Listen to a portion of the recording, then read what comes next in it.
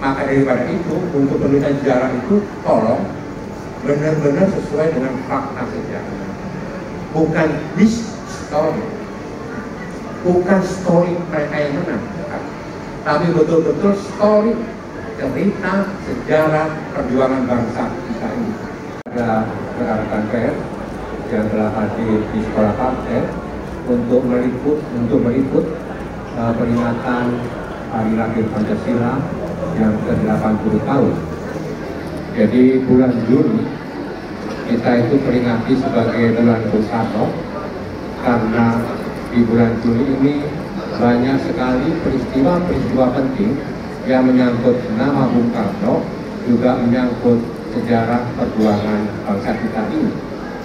Dimulai pada 1 Juni kita memperingati hari lahir Pancasila, dan ini juga diperingati oleh seluruh kader di seluruh Indonesia, mulai dari tingkat PAC, DPD maupun DPD, juga diperingati oleh komunitas-komunitas juang di seluruh Indonesia. Peringatan 80 tahun hari lahir Pancasila ini satu hal yang spesial, satu hal yang luar biasa di tengah-tengah kita PD Perjuangan lagi melakukan proses konsolidasi ideologi secara terus-menerus. Kemudian di tanggal 6 Juni, Bung Karno dilahirkan di Surabaya. Saya selalu sampaikan bahwa Bung Karno dilahirkan di Surabaya karena masih banyak yang sering menyebutkan bahwa Bung Karno lahir di Blitar. Bukan. Bung Karno lahir di Surabaya tanggal 6 Juni di kotanya Ibu Risma. Tempat rumahnya Bung Karno dilahirkan sekarang sudah menjadi cagar budaya. Betul Bu Risma? Di mana itu? Di Kampung Pendiri, tepatnya di Pandean. Jadi sudah jadikan cagar budaya. Bung Karno itu bukan hanya milik PD Perjuangan. Bung Karno itu milik bangsa Indonesia. Karena Bung Karno adalah penggali Pancasila sekaligus proklamator Republik Indonesia yang sejak mudanya selalu berjuang untuk mencapai Indonesia merdeka. Kemudian Bung Karno wafat tanggal 21 Juni di Jakarta, di dalam tahanan rumah, di dalam tahanan pemerintah Orde Baru.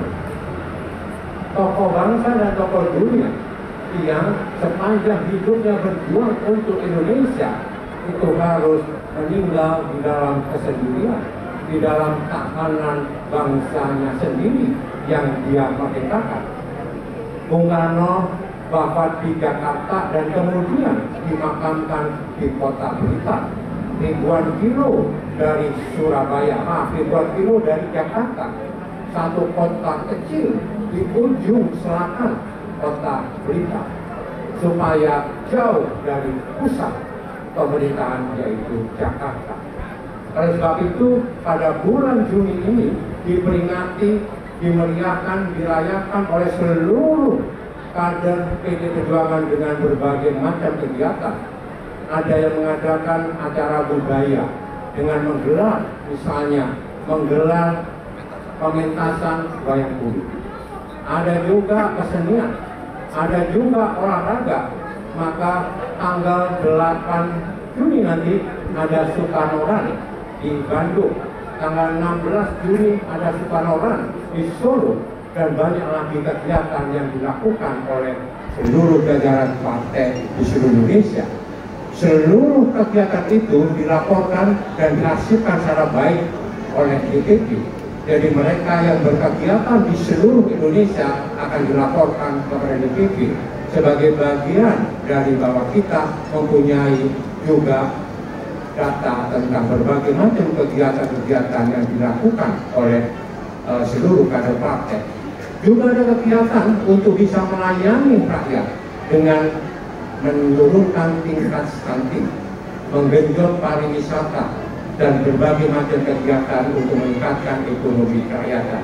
Inilah rangkaian acara paling besar dari bulan Bung Karno yang kita rayakan tahun 2025. Jadi Anda harus tahu ya, hari lahir Pancasila itu dilarang oleh pemerintah Orde Baru, oleh Kop Kamtib waktu itu tahun 1970 ketika Bung Karno wafat ya tahun 1970, dan kemudian hari lahir Pancasila itu dilarang karena pemerintah waktu itu berdasarkan tulisan dari Profesor Nugroho Susanto yang mengatakan hari lahir Pancasila bukan itu, dan itu dilawan dan itu diluruskan oleh para sejarawan.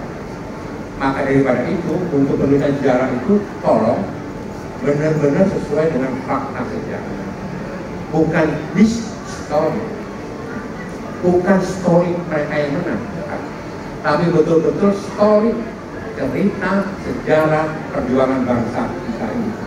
Janganlah kemudian sejarah itu ditutup-tutupi, janganlah sejarah itu disimpang-simpangkan.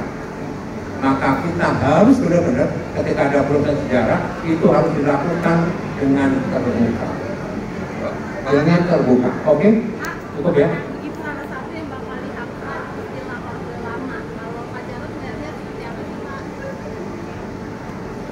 Kalau Orde Lama, Orde Baru begitu ya, kita serahkan ya para yang sejarah. Masa pemerintahan Bung Karno disebut dengan Orde Lama, kan gitu ya. Masa pemerintahan ada Orde Baru ya. Sekarang ini Orde apa? Orde Reformasi. Nanti Orde apa lagi ya? Itu bagian sejarah juga kan? Itu Bang Dur. Oke, pikir udah, makasih. Pak, salah kita